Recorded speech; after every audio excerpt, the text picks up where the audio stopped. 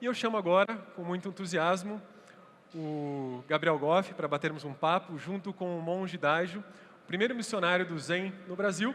Nós vamos conversar mais um pouquinho aqui no palco. Então vamos lá? Goff e o Daijo-san.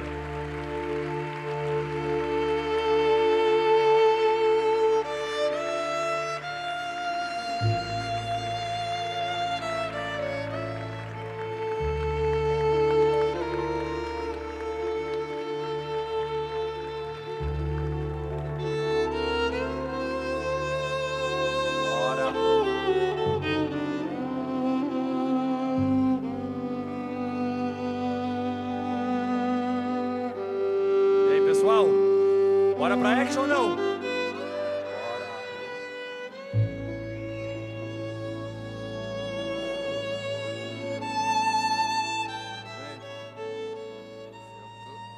Vamos lá. Esse sabe, hein? Esse Will, monstro. Monstro ou não? Show. Vamos lá. Vamos lá, vamos bater esse papo. Pessoal, bom dia, né? Aqui, para quem não me viu, eu estava aqui mais cedo, mas vamos nessa que o dia está só começando, tem muita coisa vindo por aí. Se preparem. Daijo-san, como vai? Como foi a experiência de sair lá do... Então, primeiro, tá falando direitinho? Tá falando direito já, acho. Primeiro, eu queria cumprimentar a todos, dizer que eu não sou palestrante. Eu foquei todo o meu trabalho em cima da prática, né? E da experiência, porque há 35 anos atrás, eu já via que tinha várias pessoas que falavam muito bem e que precisava pessoas que se dedicassem a fazer o seu trabalho, transmitir através da prática e da experiência, porque a palavra muitas vezes ela entra e sai, e a experiência não, é a sua experiência, é aquilo que fica e que é seu, né? Então, para mim foi uma quebra grande, porque eu nunca saí do mosteiro para fazer nenhuma palestra, e quando eu fico me perguntando o que me moveu a quebrar essa jura, né, de tantos anos, aí a resposta que eu tenho que foi a sua inquietude. Isso me animou bastante, porque eu acho que a inquietude é uma coisa fundamental na vida da gente. Sem inquietude a gente não vai a lugar nenhum. Que honra, que honra. Salva de palmas para o Daijo-san aí.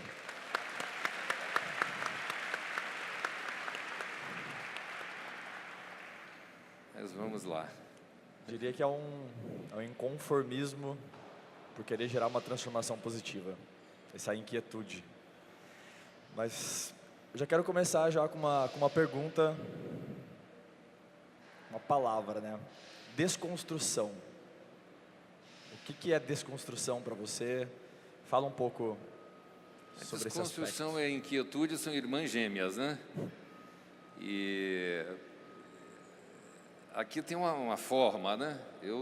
Um monge careca, budista, e que mora na montanha, aquele imaginário, né? Que come alimentos puros, respira um ar puro. Então isso pode ser uma área de conforto, de desvio, né? Então a vida é um laboratório, é pesquisa, é estudo constante. E essa forma, ela pode ser uma coisa cômoda, né? Você ser um budista, eu quero ser um monge budista, cheguei a ser monge budista e aí cheguei no teto, né? Então, você tem que pular barreiras o tempo todo e o conflito, a solução disso tudo que nós almejamos não está naquela paz que a gente imagina, mas ela está na inquietude, nesse laboratório constante, nessa mente de procura, mente de pesquisa, né? Então, todos nós, muitas vezes, temos aquela falsa ideia de que a solução está eu sempre chamo a cabaninha, né, que está lá na montanha, aquela cabaninha, e a gente todo de branco, incenso aceso, os alimentos puros. Então, isso é um grande equívoco, né? A nossa realização, ela deve ocorrer no tempo real, dentro dessa normalidade, desse mundo, dentro desse conflito. Você falou há pouco aqui agora, né? Nós temos que encontrar essa realização. E esse laboratório de pesquisas constantes, intermináveis, essa que é a vida. A gente não pode... É o que eu sempre falo, nós necessitamos de vento fresco, vento vivo. Quando você começa a guardar, é ar estagnado, que não serve para nada. Então, essa pesquisa, essa procura, essa instigação, essa boa inquietude, ela produz vento fresco, que é fundamental para a nossa sobrevivência, né? E uma coisa que, quando a gente fala de budismo, não é estudar a vida do Buda, se aprofundar na filosofia do Buda, né? Quando falamos de budismo, nós estamos falando o que é budismo, ou o que é religião, ou o que é espiritualidade. Tudo isso se resume a uma única coisa, que é estudo de si próprio. Nada mais do que isso. O nosso trabalho, estava falando há pouco com você, a nossa instituição tem vários gráficos que honram a qualquer instituição. Mais de 300 mil alunos da rede pública já passaram pelos nossos programas de educação ambiental, 17% do efetivo da Polícia Militar com o programa que nós temos com a polícia, é um programa também voltado para a terceira idade, o idoso, e o gráfico que mais nos honra é o gráfico 0. É aquele gráfico onde o número é 0. Nós nunca convertemos ninguém. Quem vai no mosteiro ateu, volta um melhor ateu. Quem vai católico, volta um católico melhor, espero, né? Então, o nosso trabalho, ele não é para... a verdade, ela está em todos os lugares. O budismo não vem trazendo nada. Nós apenas somos esse fermento que joga para que a coisa se motive, né? A verdade já está aí. Todos têm essa natureza búdica. Todos já têm essa... Eu sempre falo essa questão do divino, né? Que a gente tem, quando fala a palavra divino, ela fica uma palavra um pouco brega, né? Mas o divino é esse incomensurável, esse universo, toda essa lei que sustenta tudo isso, todo esse mistério. E nós estamos recebendo sinais o tempo todo, né? Tem um poema que diz: a forma é o vazio é a forma. Então isso aqui é a forma, né?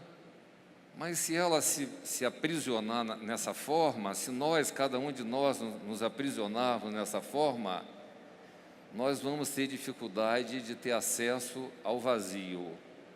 E o vazio é a fartura. É lá que está tudo. O mosteiro, se nós fizermos uma conta no campo da forma, nós tínhamos que ter fechado o mosteiro ontem. Porque nós não temos doadores, né? Nós não temos fiéis, todos que vão lá são de variadas religiões ou de religião nenhuma. Então, se você não tem fiel, você não tem dízimo, né?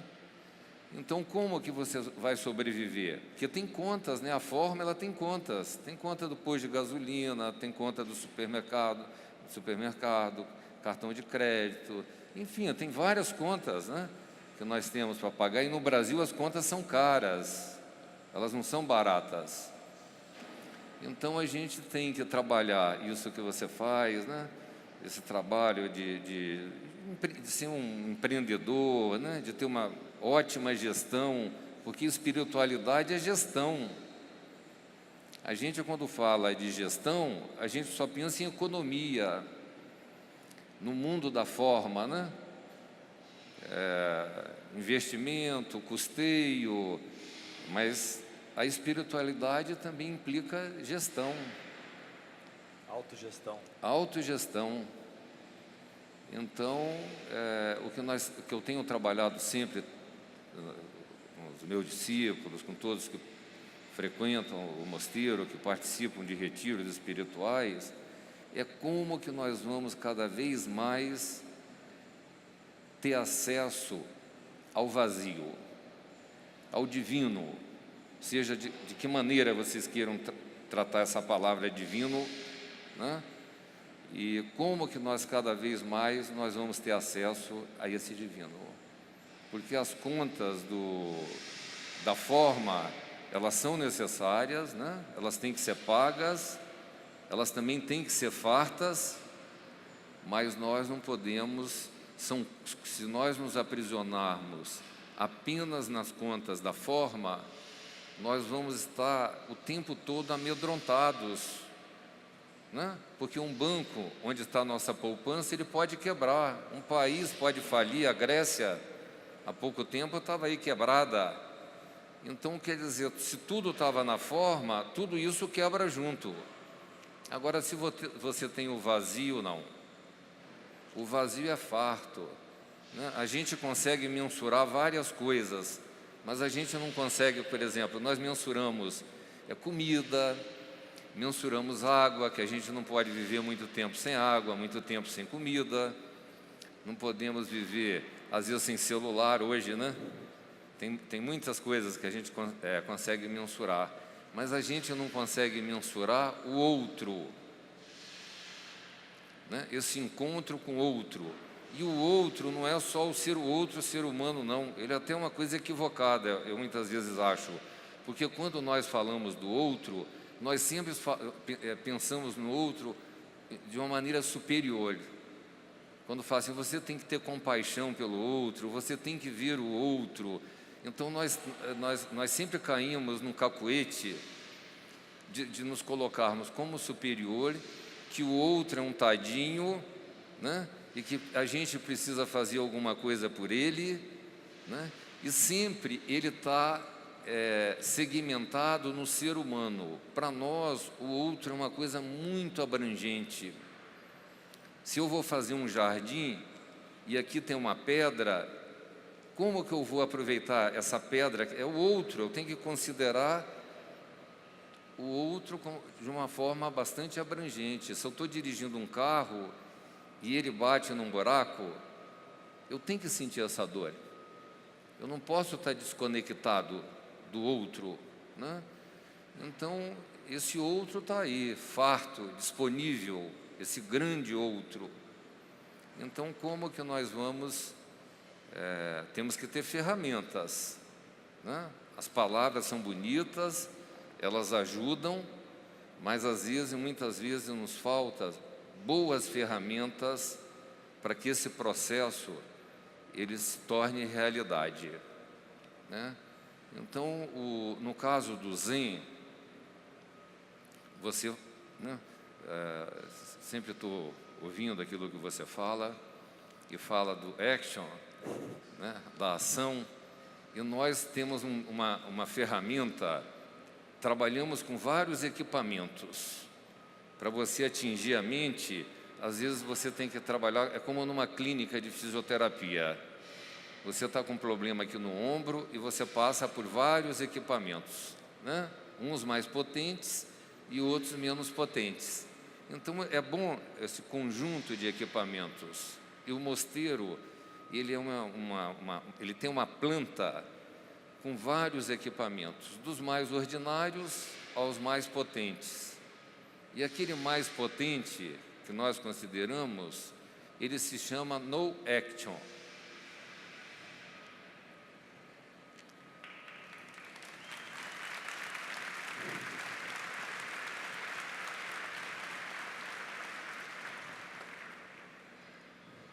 a nossa vida é feita de ação e deve ser feita de ações qualificadas. Agora, o problema é quando a ação está sobre a ação, sobre a ação. Isso dá atropelo. Então, se dentro da ação não tiver uma qualidade de não ação, essa ação ela não pode ser uma ação completa. Então, isso nós trabalhamos no curso com a polícia, porque a polícia tem que sacar rápido, né? O treinamento dela é todo feito sobre a ação, 1, 2, 1, 2, 1, 2. Então, como que dentro daquele movimento rápido, porque a mente de prontidão, essa mente de prontidão é aquela que responde de uma maneira eficiente e eficaz dentro do imprevisível, dentro do imponderável. Porque se você sabe que vem a coisa previsível, você se prepara e você consegue se posicionar. Mas nós que vivemos nesse mundo impermanente, né? Cheio de imprevisibilidades, né? Cheio do imponderável, como que nós vamos reagir rápido e de uma maneira eficaz, e centrada e eficiente? Para isso, nós temos que ter uma mente de prontidão. Sempre está pronto. O depois não existe. Isso é uma coisa especulativa, né? Então, temos que estar completamente centrado nesta action equilibrada com no action. Adorei. Então, isso proporciona essa mente de prontidão. Quando action e no action se juntam e formam esse círculo, nós chegamos àquilo que é equilíbrio. A coisa da meditação é uma coisa muito complicada, porque as pessoas, elas, você estava falando agora há pouco, né? E eu encontro muitas pessoas que falam isso. Eu tenho dificuldade de meditar. E dentro desse ponto de vista, a pessoa tem mesmo dificuldade de meditar, porque ela pensa a meditação como uma coisa assim: olha, eu estou com a cabeça cheia de conflito, cheio de problemas, né? Então, cheio de informações, e eu quero tirar tudo isso. Muitas vezes ela não quer pensar, né? Então, assim, o pensamento faz parte da nossa natureza humana, o conflito também. Então, a coisa é como organizar tudo isso, não é tirar, deixar de pensar, deixar de ter pensamento, não é nada disso.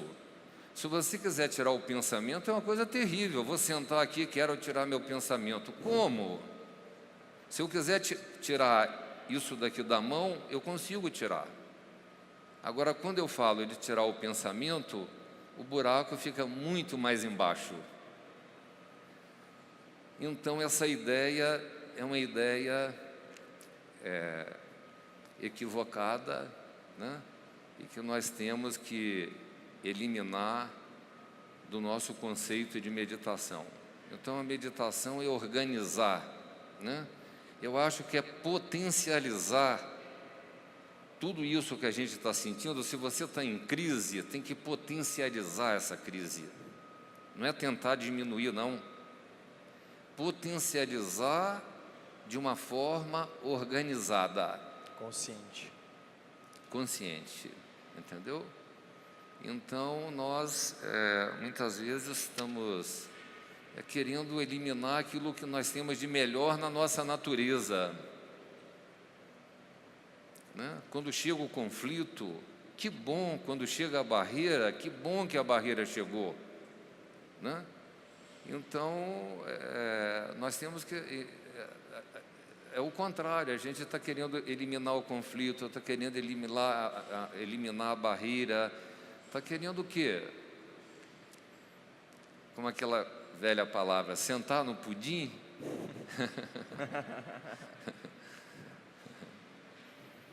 Bom, Mas falei demais, né? você comentou uma coisa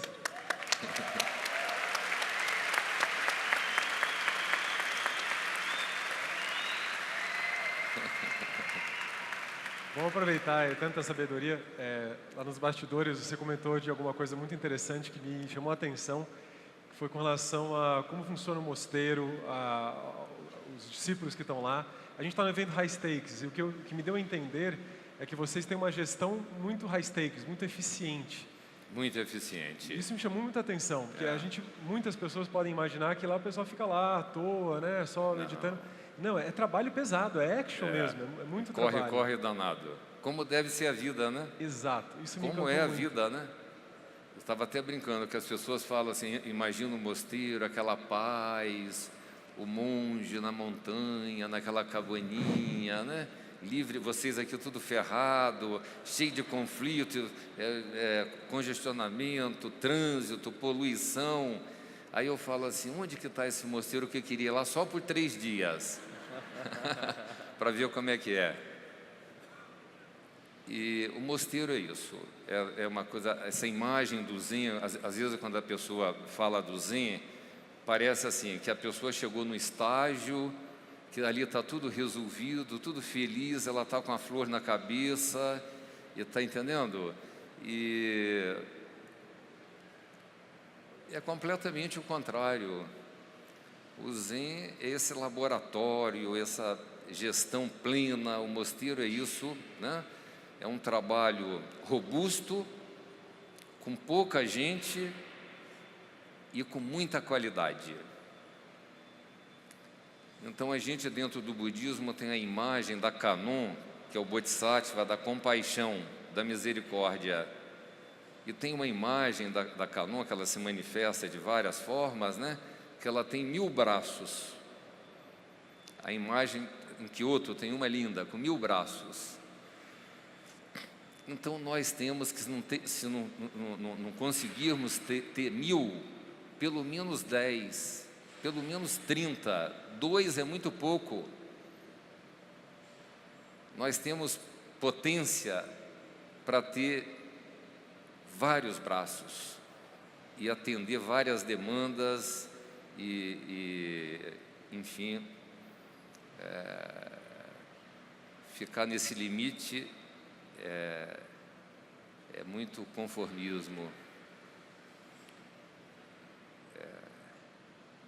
Então, é isso. A pessoa acha que gestão é uma coisa de empresa, né? Mas é uma coisa da vida.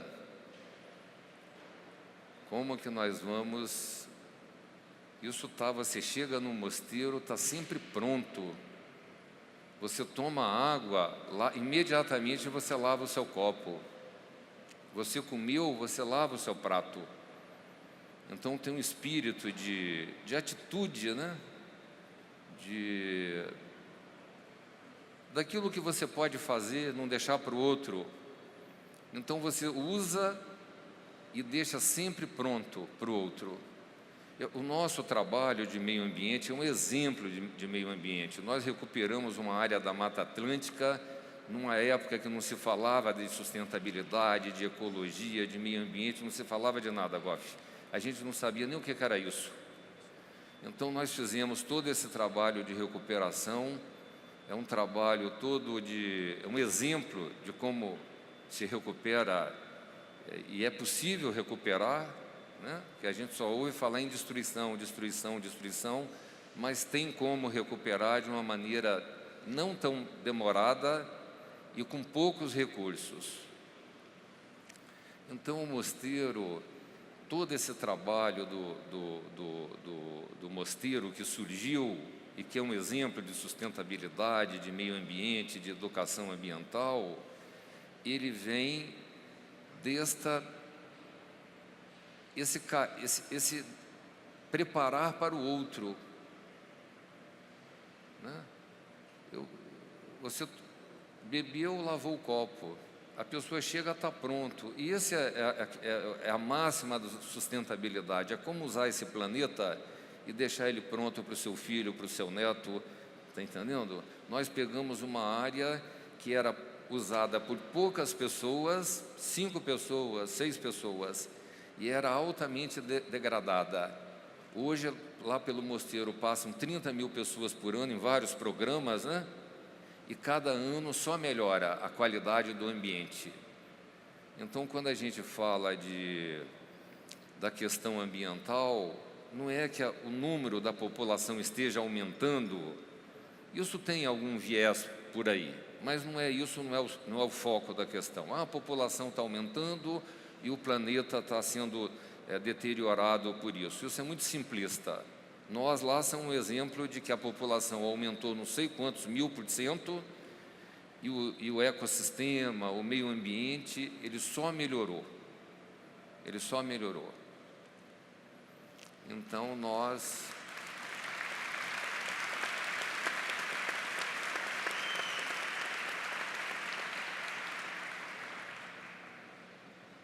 eu estou sempre trabalhando, você falou da desconstrução, sempre trabalhando com a questão da desconstrução, né?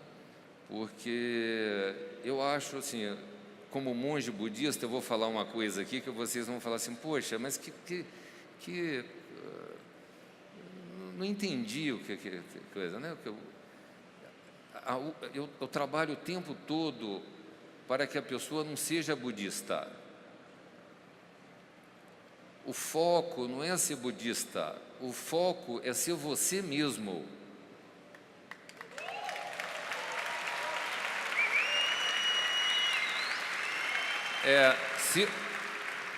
Ser budista é um subproduto. É lindo depois, mas depois desse encontro consigo mesmo, da plena liberdade. As religiões, né, muitas vezes fizeram o caminho contrário. Elas nos aprisionaram, cresceram e nos deixaram pequeno. Então, o trabalho, eu acho, de um monge tem que ser esse trabalho, né? Então, é um trabalho de desconstrução, né? Essa coisa de ser budista e achar que o budismo, ali está um encontro e a solução de todos os nossos problemas, ou ali esteja a nossa realização, é um grande equívoco. Então, a coisa está aqui, né? Estudo de si próprio. E depois, a gente quando fala o estudo de si próprio, o que na verdade vem a ser o estudo de si próprio? Lá no fundo, o que vem a ser estudo de si próprio? Aí fala o seguinte, estudo de si próprio é o esquecimento de si próprio. Cada vez que você mais se domina, que você mais se estuda e mais se conhece, mais você se esquece de você. O ego vai perdendo espaço, né? E vai entrando uma coisa maior que esse vazio, que esse divino. Aí é que vem esquecer de si próprio. O que é esquecer de si próprio? Esquecer de si próprio é encontrar a unidade com todas as coisas.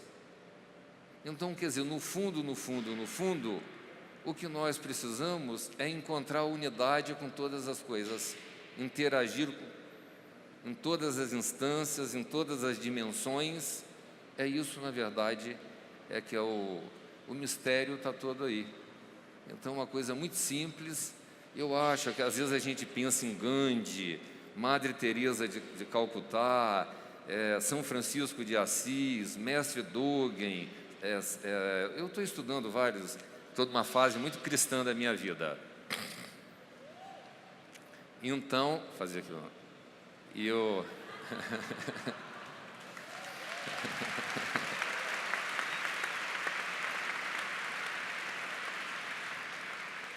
Então a gente não pode se perder por isso, porque esses ícones sempre vão existir. E a gente não pode ficar humilhado por isso e achar que, como a gente não pode ser Madre Teresa de Calcutá ou São Tomás de Aquino, nós não podemos ter acesso a essa santidade, porque ela faz parte da nossa natureza. Ela faz parte da nossa natureza. No meio ambiente tem uma coisa muito interessante, né? Porque você tem os ecossistemas. O cerrado, ele tem um teto. Eu não sei qual é a altura do cerrado, mas ele tem um teto. A Mata Atlântica tem outro teto. A Caatinga tem outro teto, né? Então, eles têm os tetos. E você vê, vamos falar da Mata Atlântica, você tem a Mata Atlântica, que ela tem aquele teto. Aí você vê, no meio daquele teto, algumas árvores se sobressaírem. Então, dentro do ponto de vista ambiental, essas árvores, o que é? A floresta, ela forma gases. E ela precisa respirar, então o meio pressiona para que uma dessas árvores se sobreponha para abrir um respiradouro. Então você é uma dessas coisas, não é uma coisa, um mérito pessoal seu. Foi todos nós, toda a floresta, esse ambiente que proporciona que surja um líder, um respiradouro, né? Uma chaminé, para que a floresta possa respirar. Então, isso não é... A árvore, essa que sobressai, ela tem que trabalhar muito bem para não se achar melhor do que a outra, porque...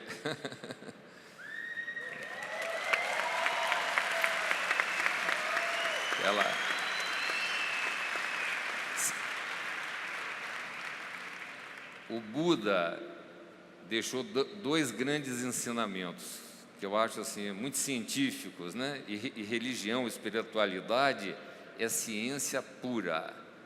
Falou que a Terra gira em torno do Sol, ou que o Sol gira em torno da Terra. Se a ciência falou isso, isso tem que ser uma verdade, se é uma coisa comprovada, científica, ela tem que estar, né? E quantos foram queimados por causa desse conflito de ciência e religião? E o Buda deixou dois ensinamentos que são, eu acho que é o cerne do ensinamento budista, né? Uma é a interdependência. Todas as coisas são interdependentes e interrelacionadas. E outra coisa é a impermanência, né? Se a gente se apega e não entende que o mundo é impermanente, que as coisas vão mudando e que a gente tem que mudar com elas, nós ficamos ali rodando num buraco e sofrendo, né? Porque nós estamos fora da lei. A lei, ela está mudando e nós nos contraímos, nos prendemos, e é um esforço danado, porque se está mudando, isso exige que a gente muda, porque faz parte da nossa natureza. E para a gente não mudar, a gente tem que fazer um esforço muito grande. Olha como é que a gente gasta tanta energia fazendo o contrário. Se a gente muda, a gente já está dentro da lei. Nós estamos falando aí da Lava Jato, mas a gente também, nós temos um pezinho fora da legalidade. Se a gente não encontrar esse vazio, se a gente não tiver acesso a essa lei que sustenta todo esse universo e que move tudo isso, faz o nosso coração pulsar, e tudo está no lugar certo, nós estaremos com o pezinho na contravenção. Então nós temos que entrar nessa legalidade, está entendendo? Cada vez mais rápido. Vocês estão aqui com esse evento contribuindo para isso, né? Eu estou lá no meu cantinho tentando fazer aquilo que posso, e cada um, todos vocês são mestres, são plenos, são divinos, cada um de nós, né? Se tem uma flor, a visão de cada um que tem dessa flor ou dessa jarra de água, ela não existiria se não fosse, você olha, é a mesma jarra, é a mesma garrafa de água, mas você olha de uma forma, eu olho de outra e você olha de outra, né? Então, se eu não existisse, o olhar da maneira que eu olho, ele não existiria. Olha a importância de cada um de nós.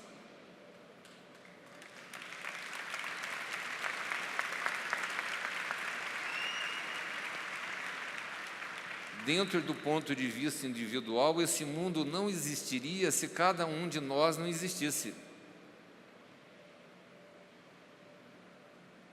Então, isso nós temos que encarar isso de frente, nós não podemos ficar fazendo curvas, você está entendendo?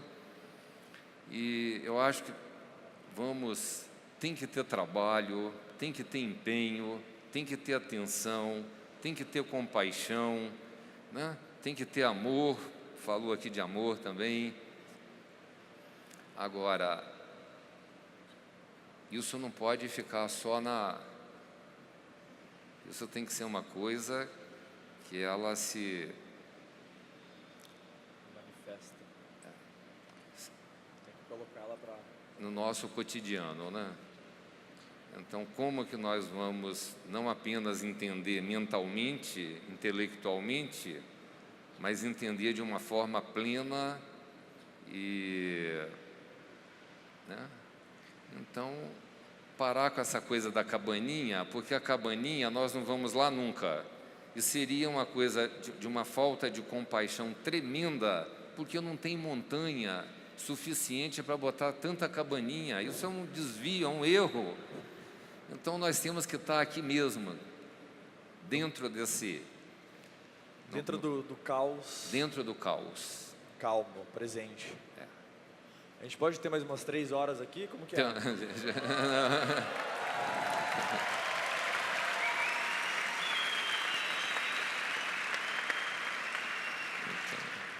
Hoje, Dágio, você fala para mim, fala para todos aqui que você está estudando catolicismo, é uma quebra de paradigmas, porque talvez muitas pessoas nem imaginem que um monge budista possa estudar o catolicismo. Eu achei isso fantástico, achei isso lindo, porque você não se corrompe, você continua com a sua essência, mas permite estudar outra coisa. Eu sou até um pouquinho ateu, tá? Sou espírita. A minha dúvida... Mas eu estou vivendo um período de leitura muito cristão da minha vida e estou muito feliz. E é um outro formato, né? Porque nós podemos falar assim, quando o discípulo pergunta, mestre, o que é o Buda? Aí o mestre responde assim, 1 quilo de merda. Está entendendo? Isso não poderia, isso iria para a fogueira. Se fosse na época da igreja, iria para a fogueira. Cristo é 1 quilo de merda, né? Manda para a fogueira degolar. Então você tem santos maravilhosos, que têm escritos maravilhosos, mas eles não podiam falar aquilo que a gente tem essa liberdade de falar, entendeu? Então eles tiveram que fazer uma coisa toda rebuscada, como é que fala? Toda camuflada. Aí você tem que estar garimpando ali para tirar aquilo que na essência é a mesma coisa, dá um pouquinho de trabalho, mas na essência é a mesma coisa, né? A gente sempre fala, as religiões é o dedo que aponta a lua. O problema é quando você começa a olhar para o dedo. Aí acabou tudo.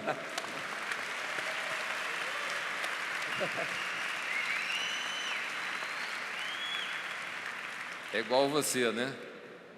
Goff é a ferramenta que aponta para isso aí tudo, que coisa, né? Essa loucura toda. Então, quer dizer, tem que olhar para lá. Olhar para você, um cara bonito, cheio de energia, né? Cheio de inquietude, pode olhar também. São seus olhos. Pode olhar também, mas principalmente tem que olhar para aquilo que você está apontando. Sempre.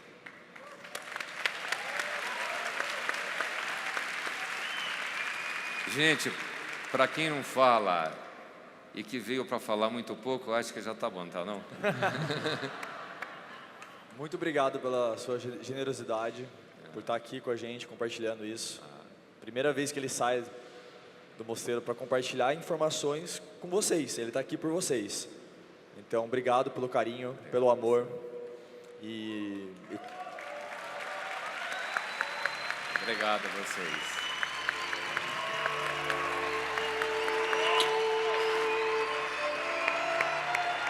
Obrigado. Desculpe aí,